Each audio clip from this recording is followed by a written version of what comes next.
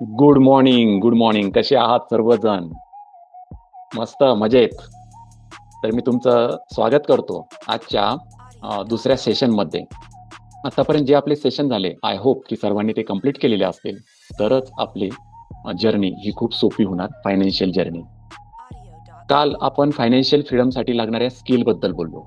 आज आपण आपल्या वर्कशॉपमधील पहिला आणि सर्वात महत्त्वाचा कन्सेप्ट शिकणार आहोत. मी तुम्हाला एक प्रश्न विचारतो.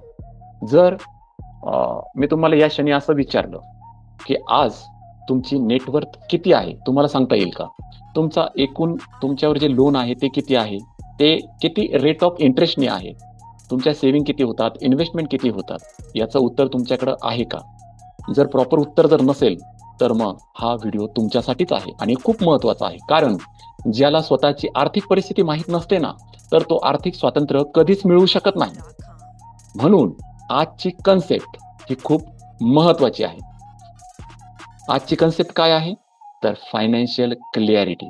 फायनान्शियल क्लिअरिटी म्हणजे काय? तुमच्या पैशाचं संपूर्ण चित्र स्पष्टपणे समजणं. तुमचं उत्पन्न किती आहे, इन्कम किती आहे, खर्च, सेव्हिंग्स, इन्व्हेस्टमेंट्स, लोन, असेट्स ह्या किती आहेत, ह्या स्पष्टपणे तुम्हाला माहीत असणं गरजेचं आहे. ही कन्सेप्ट का महत्वाची आहे? कल्पना करा, आता जर तुम्ही डॉक्टरकडे गेले आणि डॉक्टरने तुम्हाला न तपासता काही प्रिस्क्रिप्शन लिहून दिलं, तर तुम्ही ते स्वीकाराल का? तुमची ते इच्छा होईल का? आणि तुम्हाला ते योग्य वाटेल का? तर नक्कीच नाही.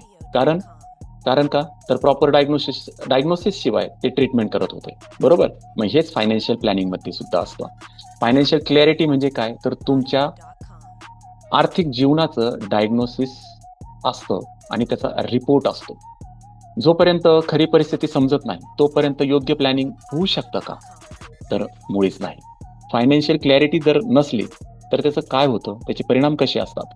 तर अनेक लोक पैसे चांगले कमवतात, पण महिन्याच्या शेवटी पैसे कुठे जातात हेच त्यांना कळत नाही. कारण त्यांनी पैसे कधी मोजलेलेच नसतात. मोजलेले नसतात. त्यांनी फक्त पैसे खर्च केलेले असतात. लक्षात ठेवा, जे मोजले जातं तेच सुधारता येतं. म्हणून आपल्याला पैसे किती येतात आणि किती जातात याचं प्रॉपर नॉलेज, त्याची क्लॅरिटी असणं तेवढंच महत्त्वाचं आहे. याचे फायदे काय आहेत? फायनान्शियल क्लॅरिटी ज्यावेळेस येते, त्यावेळेस आपण आपले प्रॉपर बजेटिंग करू शकतो. अनावश्यक जो खर्च होतो तो टाळता येतो. सेव्हिंग्ज वाढतात, इन्व्हेस्टमेंट वाढतात आणि फायनान्शियल स्ट्रेस आपला कमी होतो. सर्वात महत्त्वाचं बघा काय आहे? तुम्ही पैशाचे मालक बना. आणि या क्लॅरिटी जर आली, तर तुम्ही तुमच्या पैशाचे मालक बनताच आणि पैसे तुमचे मालकच राहत नाही. हे खूप महत्त्वाचं आहे. आजच आता काय करायचं आहे? तर एक नोटबुक घ्या. त्याच्यावर किंवा एक्सेल शीट असेल तर ते सुद्धा चालेल. खालील मी जे आता तुम्हाला गोष्टी सांगतो, त्या गोष्टी लक्षपूर्वक त्याच्यामध्ये लिहून काढायच्या आहेत. तुमचं मंथली इन्कम किती आहे? तुमचे एक्सपेन्सेस किती आहेत? तुमच्या सेव्हिंग्ज किती? इन्व्हेस्टमेंट किती? लोन तुमच्यावर किती आहेत? आणि किती रेट ऑफ इंटरेस्टचे आहेत ते? आणि तुमच्या असेट्स. हे लिहायला फक्त 15 मिनिटं लागतील. पण त्याच्यामुळं तुमची फायनान्शियल क्लॅरिटी येऊन तुम्हाला फायनान्शियल जर्नीमध्ये हे खूप क्लिअर होऊन जातील, स्पष्ट होऊन जाईल दिशा तुमच्या फायनान्शियल जर्नीची. एक गोल्डन फॉर्म्युला आहे की फायनान्शियल क्लॅरिटी ज्यावेळेस आपल्याला येते, त्यावेळेस काय होतं? पुढची स्टेप की बेटर डिसिजन आपण घेतो. बेटर डिसिजन घेतल्यानंतर बेटर हॅबिट्स तयार व्हायला लागतात आणि बेटर वेल्थ जनरेट होते. हे नेहमी लक्षात ठेवा. माझ्याकडे एक डॉक्टर आले होते. एक उदाहरण सांगतो. एक डॉक्टर आले होते, त्यांचं उत्पन्न चांगलं होतं. पण त्यांनी त्यांची कधी नेटवर्थच कॅल्क्युलेट केली नाही. त्यामुळं आम्ही सर्वप्रथम काय केलं? त्यांचे इन्कम किती आहेत, एक्सपेन्सेस किती आहेत, सेव्हिंग्ज, इन्व्हेस्टमेंट हे सगळं एकदा लिहून काढलं आणि त्याला फक्त 1 तास लागला. पण त्यानंतर त्यांना एवढी क्लॅरिटी आली की त्यांचा अनावश्यक होणारा खर्च हा त्यांना समजला. त्याच्यामुळं आणि जे अनावश्यक खर्चामुळं त्यांची वेल्थच जनरेट होत नव्हती, ते त्यांच्या लक्षात आल्यानंतर, ही क्लॅरिटी भेटल्यानंतर त्यांनी सेव्हिंग्ज वाढवली, इन्व्हेस्टमेंट वाढवली आणि त्याचा त्यांना फायदा देखील झाला. म्हणजेच काय? तर मोठा बदल इन्व्हेस्टमेंटमुळे झाला का? अजिबात नाही. तर तो कशामुळे झाला? तर फायनान्शियल क्लॅरिटीमुळे झाला. म्हणूनच आज कमेंटमध्ये एकच शब्द लिहायचा आहे, क्लॅरिटी.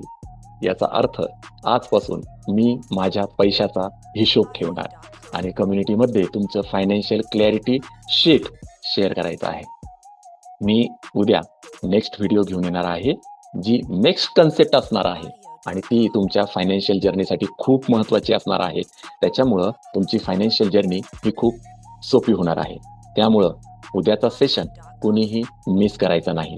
त्यामुळं नेहमी लक्षात ठेवा, फायनान्शियल फ्रीडमची सुरुवात जास्त पैसे कमवण्यापासून कधीच होत नाही.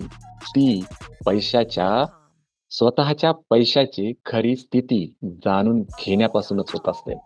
त्यामुळे आज माझ्या अंदाजे बऱ्याच जणांना आपली स्वतःची फायनान्शियल क्लॅरिटी आली असेल आणि हा होता आजचा सेशन. ही होती आजची फायनान्शियल कन्सेप्ट. मी आता डॉक्टर गणेश वाल्लेकर येथेच थांबतो. भेटूयात पुढच्या कन्सेप्टसह. तोपर्यंत ड्रीम बिग, प्लॅन स्मार्ट आणि ॲक्ट डेली. धन्यवाद.